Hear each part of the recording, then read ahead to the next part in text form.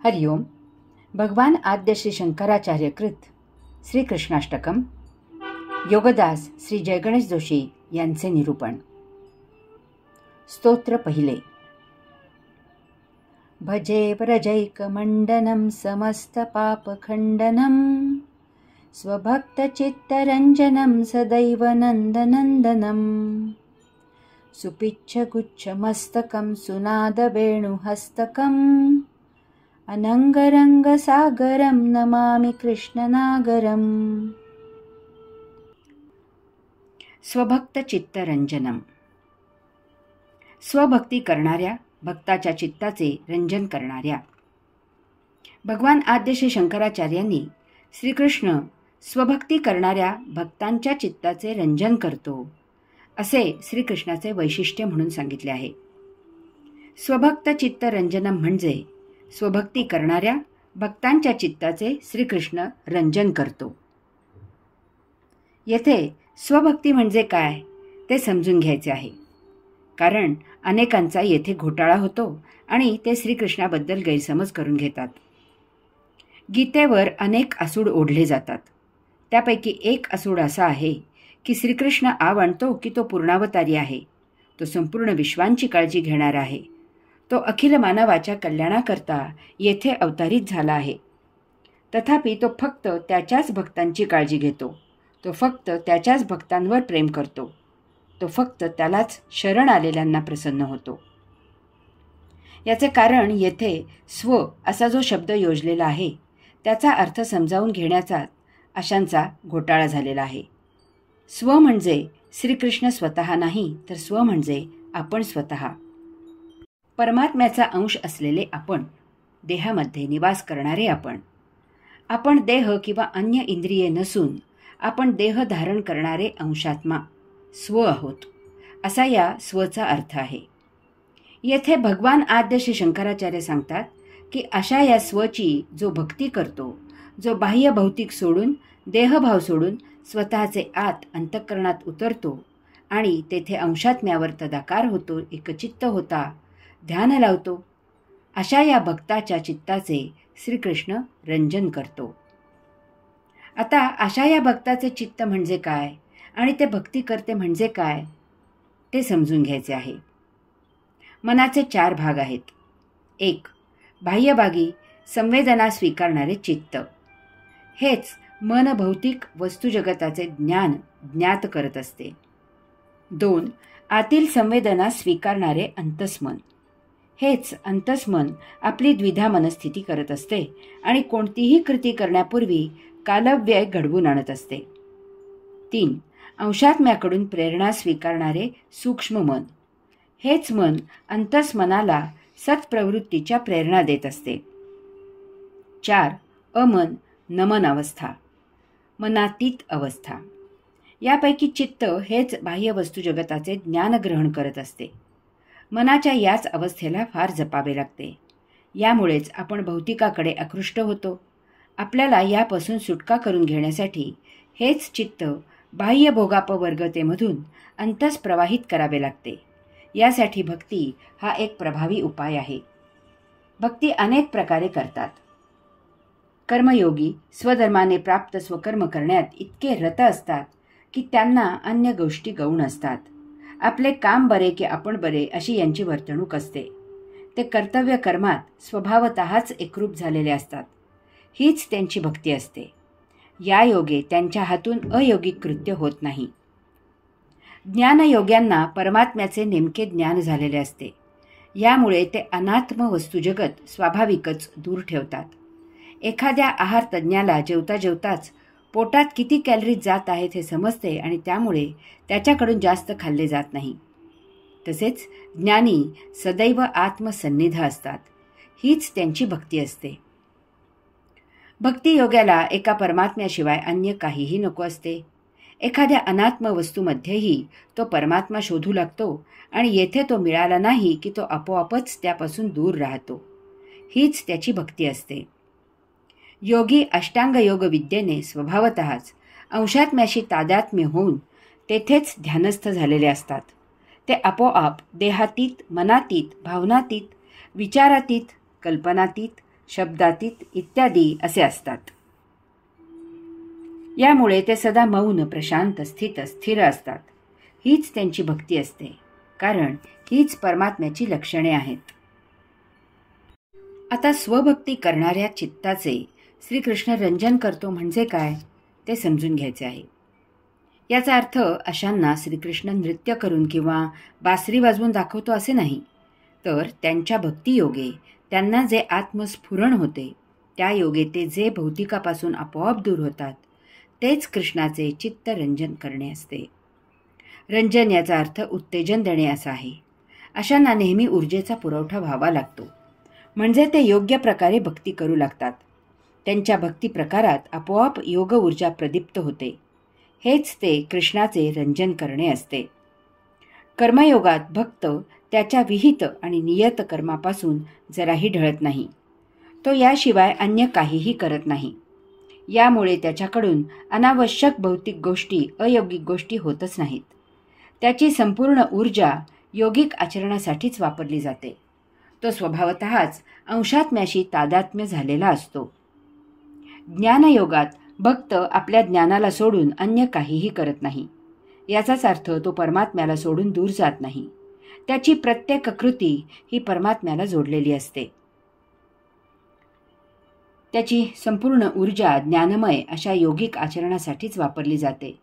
तो स्वभावतःच अंशात्म्याशी तादात्म्य झालेला असतो. भक्तियोगात भक्त एका भगवंत श्रीशिवाय अन्य साधे नामही घेत नाही. त्याची संपूर्ण ऊर्जा भगवंत श्रीच्या चरणी वाहिलेली असते. त्याने अन्य गोष्टी करणे तर असंभव असते. मग कोणी त्याला हरिओम किंवा विठ्ठल किंवा शिव किंवा असेच काही म्हणत. त्यामुळे मूळ भक्तीत काहीही फरक होत नाही. कोणतेही नाम भगवंत श्रींच्याच चरणी पावन होते. योग साधना, उपासना, कर्मयोगाचाच एक भाग आहे.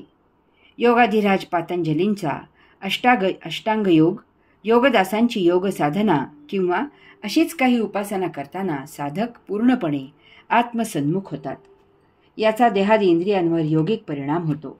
या योगे देहादी इंद्रिये कर्मयोग करून झाल्यावर स्वाभाविकच आत्मसन्मुख असतात. त्यांना यथाकाळी साक्षात्कार होतो. श्रीकृष्ण अशा स्वभक्ती करणाऱ्यांच्या चित्ताचे रंजन कसे करतो पहा. या योगे भक्तांना योग ऊर्जेद्वारे प्रज्ञा प्राप्त होते. त्यांना विशेष भेट म्हणून सिद्धी प्राप्त होतात. त्या योगे त्यांच्या योगक्षेमाची काळजी घेतली जाते. त्यांना एका भगवंत श्रींशिवाय चैन पडत नाही. ते सदा भगवंत श्रींच्याच चिंतनात असतात. त्यांच्याकडून कर्म भगवंत श्रींसाठी केले जाते. कोणतीही कृती करताना भगवंत श्रींना ते कर्म जोडले जाते. त्यांना जळी, स्थळी, काष्टी, पाषाणी, चराचरात भगवंत श्रींशिवाय अन्य काहीही जाणवत नाही. अशा प्रकारे स्वभक्ती करणाऱ्या भक्तांच्या चित्ताचे रंजन करणाऱ्या कृष्णाचे भजन करावे. भगवान आद्य श्री शंकराचार्य म्हणतात की अशा या श्रीकृष्णाला मी नमन करतो. सदैव नंद नंदनम, नेहमी आनंद देणारे अपत्य असलेल्या. भगवान आद्य श्री शंकराचार्यांनी श्रीकृष्ण नेहमी आनंद देणारे अपत्य होता असे श्रीकृष्णाचे वैशिष्ट्य म्हणून सांगितले आहे. सदैव नंद नंदनम म्हणजे सदैव नंद नंदनम. नंद म्हणजे आनंद, नंदनम म्हणजे अपत्य. याचा अर्थ श्रीकृष्ण नेहमी आनंद देणारे अपत्य होता असा आहे. प्रथम आपण नंद हा शब्द समजून घेऊ. नंद या शब्दाचे सरळ भाषांतर करणे शक्य नाही. त्यातले त्यात त्याच्या अर्थाच्या जवळ जाण्याचा प्रयत्न करायचा. आपण इतकेच म्हणू शकतो की नंद म्हणजे अकारण झालेला मोद. ईर्ष्या पूर्ण झाली आणि आपला अहंकार सुखावला की हर्ष होतो. दुःख, कष्ट, पीडा दूर झाली की संतोष होतो. काही नैसर्गिक कारण झाले की त्यामुळे मोद, अमोद, प्रमोद होतो. असे हे सर्व काही ना काही कारण परत्वे होत असते. यामुळे त्याला गौणत्व आहे. तथापि नंद तसा नाही. कारण परत्वे काही घडले की येथे निर्माण होतात, भावना निर्माण होतात आणि त्यामुळे त्याचा जो परिणाम होतो तो नंद नाही. नंद अकारण आहे. तो अंतःकरणात आपोआप निर्माण होतो आणि मग उचंबळून बाहेर येतो. यासाठी काहीही कारण असत नाही. नंद विनाकारण आहे. म्हणून नंद पूर्ण शुद्ध आणि पवित्र आहे. नंद परमात्म्याच्या सन्निध आहे. तो आत्मानंद आहे. यामुळे नंद हा शब्द नुसताच वापरला जात नाही, कारण हे त्याचे वापरणे अपुरे आहे. नंद नेहमी पूर्ण, परिपूर्ण, भरभरून आहे. यामुळे नंद यामागे पूर्ण, परिपूर्ण, भरभरून सामावून घेणे या अर्थी आ वापरला जातो आणि आपण त्याला म्हणतो आनंद.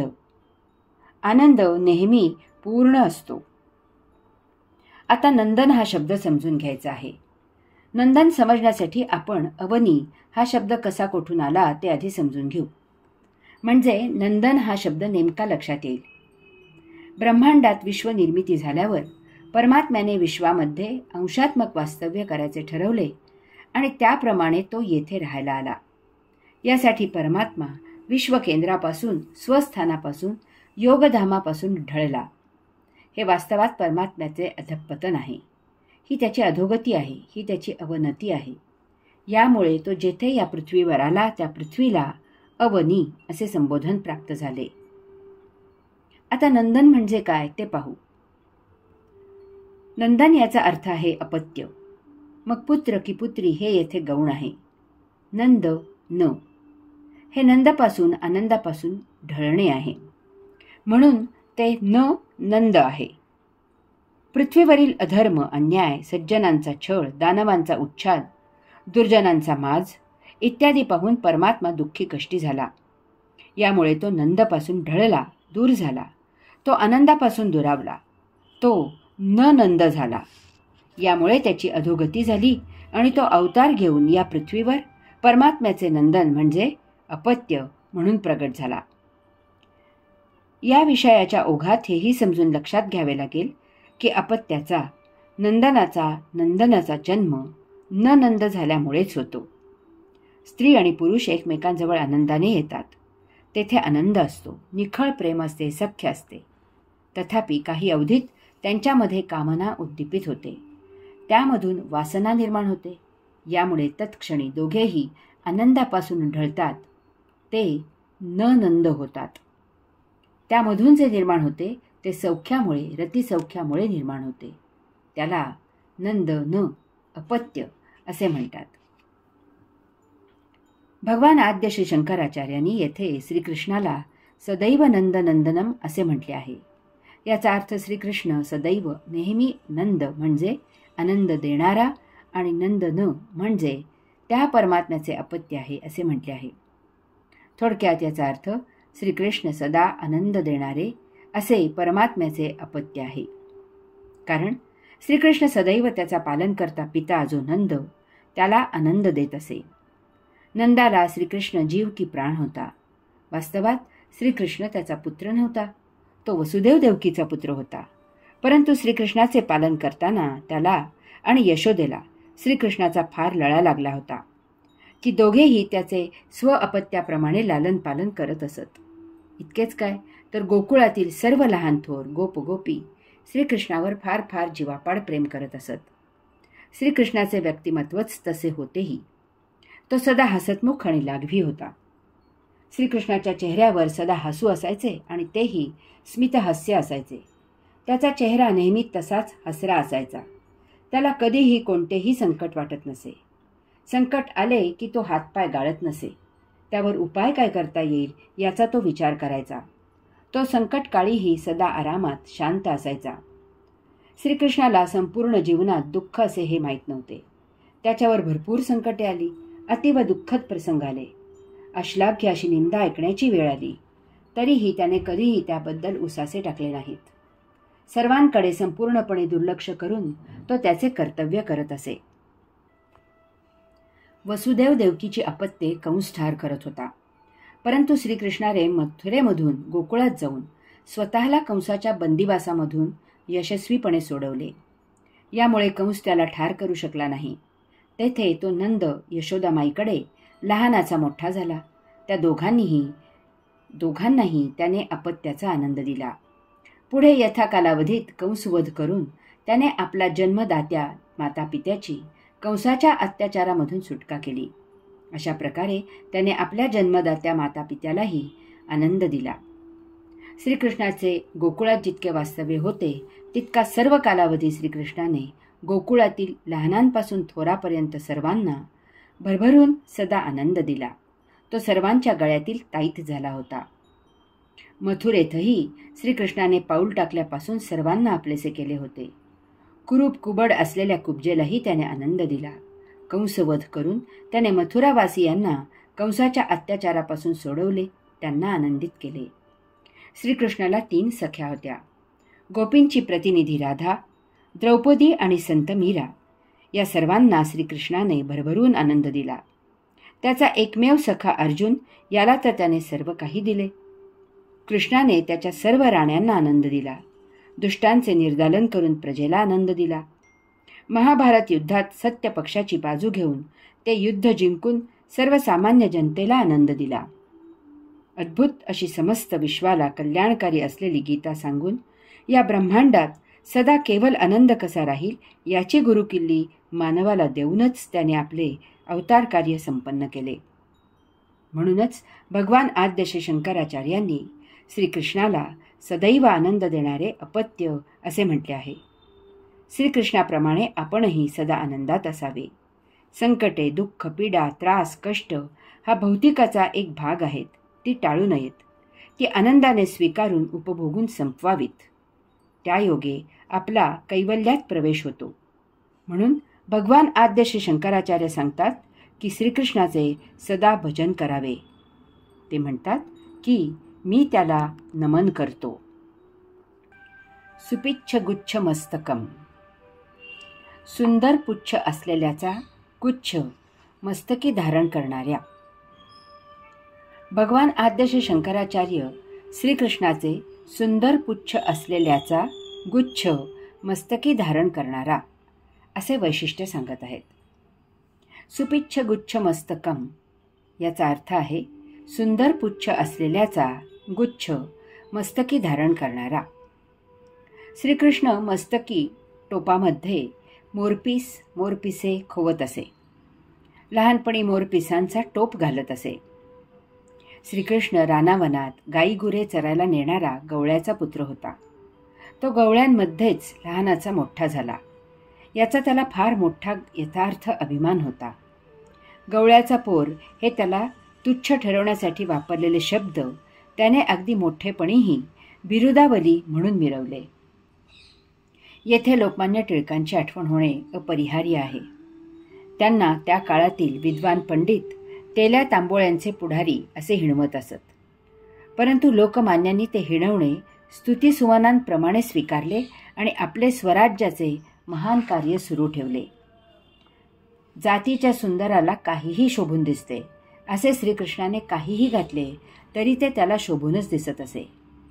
आता मोरपीस म्हणजे श्रीकृष्णाची खूण झाली आहे.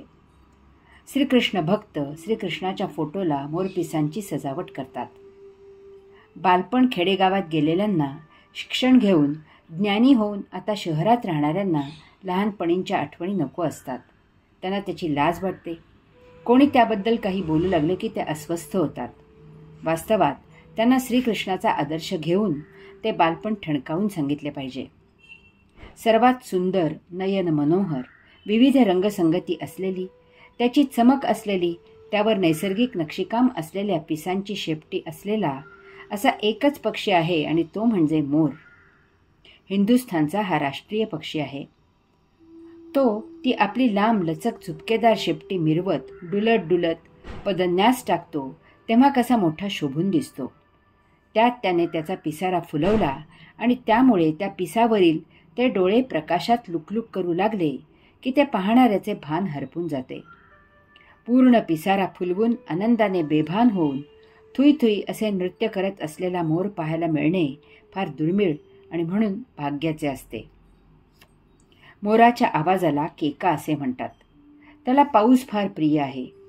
तो केकारूपी कवन सादर करून पावसाला निमंत्रित करतो. पाऊस आला की बेभान होतो आणि नाचू लागतो. यामुळे प्राणीसंग्रहालयापेक्षा रानात निसर्गाच्या पार्श्वभूमीवर नृत्य करत असलेला मोर मोठा विलोभनीय दिसतो. नृत्य हे मोराचे फार मोठे लक्षण आहे. बाळकृष्ण गोपगोपींबरोबर नृत्य करत असे. तो स्वतः उत्तम बासरी वाजवत असे. यामुळे त्याला सूर, स्वर, लय, ताल, ठेका, संगीत, नृत्य याची चांगली जाण होती.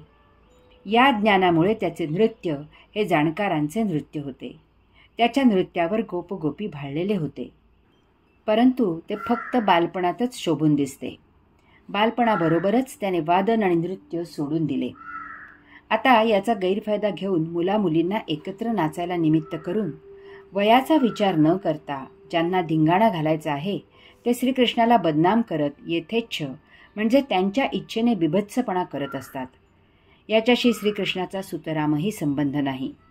कारण तेथे वाटेल तसा धुडगूस धाबड धिंगाणा घालणारे कोणीही श्रीकृष्णाच्या आणि गोपांच्या वयाप्रमाणे बालक नसतात आणि गोपींच्या प्रमाणे बहुसंख्य लग्न झालेल्या नसतात.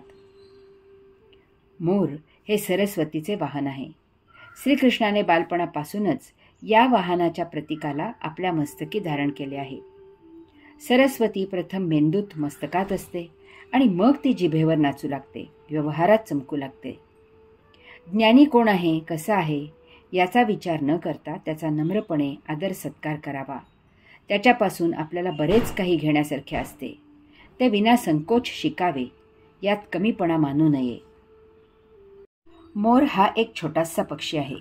त्याची शेपटी म्हणजे त्याच्या देहातील टोकाचा शेवटचा अवयव आहे. हा शेवटचा अवयव श्रीकृष्णाने आपल्या सर्वात उच्च जागी असलेल्या मस्तकी धारण केला आहे. हे श्रीकृष्णाच्या जीवनाचेच एक प्रकारे प्रतीक आहे. ते त्याच्या लहानपणापासूनच छोट्या छोट्या गोष्टींमधूनही डोकावले आहे. श्रीकृष्ण गाईगुरांच्या गवळ्यांच्या सहवासात लहानाचा मोठा झाला. त्याचे पालनकर्ते मातापिता गोकुळाचे प्रमुख होते, पुढारी होते. परंतु श्रीकृष्ण जराही भेदभाव न ठेवता सर्व थरातील मुलांबरोबर राहत असे. आजकालच्या पुढाऱ्यांच्या मुलांनी, पुतण्यांनी, नातेवाईकांनी यापासून शिकावे. अमुक दादा भाऊ आणि मित्र परिवार असे पैशाच्या जोरावर भले मोठे फलक लावून पुढारी होता येत नाही आणि सुजाण जनतेकडून निवडूनही येता येत नाही. त्याऐवजी अजून मिसरूडही फुटलेले नाही आणि ओठ पिळले तर दूध येईल अशा या किशोर वयात यांनी शिक्षण, उच्च शिक्षण घ्यावे, तेथे मार्क मिळवून चमकावे. पुढे हेच शिक्षण देशाला, जनतेला उपयुक्त होईल. मग पक्षप्रमुखांना योग्य उमेदवार शोधावे लागणार नाहीत. मतदारांना मतदानासाठी योग्य उमेदवार शोधावा लागणार नाही. मुख्यमंत्र्यांना, पंतप्रधानांना मंत्रिपद देण्यासाठी योग्य उमेदवार शोधावा लागणार नाही. श्रीकृष्ण त्याच्या सर्व सवंगड्यांना समसमान वागणूक देत असे. त्याचा काला सुप्रसिद्ध आहे. सर्वांची शिदोरी एकत्र करून ती समान वाटून सर्वजण मोठ्या आनंदाने खात असत. समानतेची शिकवण त्याने लहानपणापासूनच दिली आहे. तसेच त्याच्या सवंगड्यांमध्ये पांगळा असलेल्या पेंड्यालाही तो तितक्याच प्रेमाने सामावून घेत असे.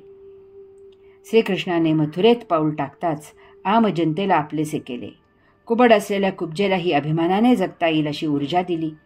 मथुरेपासून पुढे प्रत्येक वेळी जेथे जेथे त्याला जिंकलेल्या राज्याचा कारभार कोणाकडे द्यावा असा प्रश्न पडला तेव्हा तेव्हा त्याने न्यायाने योग्य आणि लायक त्याच व्यक्तीकडे राज्य सोपवले. त्याने जिंकलेले एकही राज्य स्वतःकडे ठेवले नाही. सांदीपनी ऋषींच्या आश्रमातील बालपणीचा परमप्रिय मित्र सुदामा भेटीला आला असताना त्याने भेट म्हणून आणलेले साधेसुधे पोहे मिटक्या मारीत मोठ्या प्रेमाने खाल्ले. त्याची गरिबी कायम करता दूर केली. राजसूय यज्ञाच्या वेळी त्याने ब्राह्मणांचे पाय धुण्याचे काम स्वतःकडे घेतले. तेथे जेवण झाल्यावर उष्टी खरकटी काढली. श्रीकृष्ण शिष्टाईसाठी हस्तिनापुरी गेला असताना तो दुर्योधनाच्या राजमहालीत थाटमाटातील पाहुणचार घेत न राहता गरीब असलेल्या विदुरा घरी राहिला.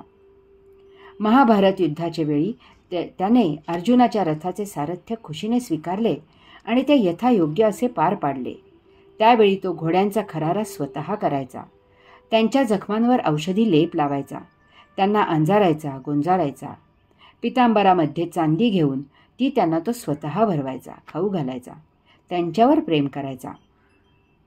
अतिशय साधीसुधी जीवन राहणी, अतिशय उच्च विचारसरणी आणि समयोचित यथायोग्य प्रत्यक्ष कृती याचा श्रीकृष्ण म्हणजे आपल्यासाठी मूर्तिमंत आदर्श आहे.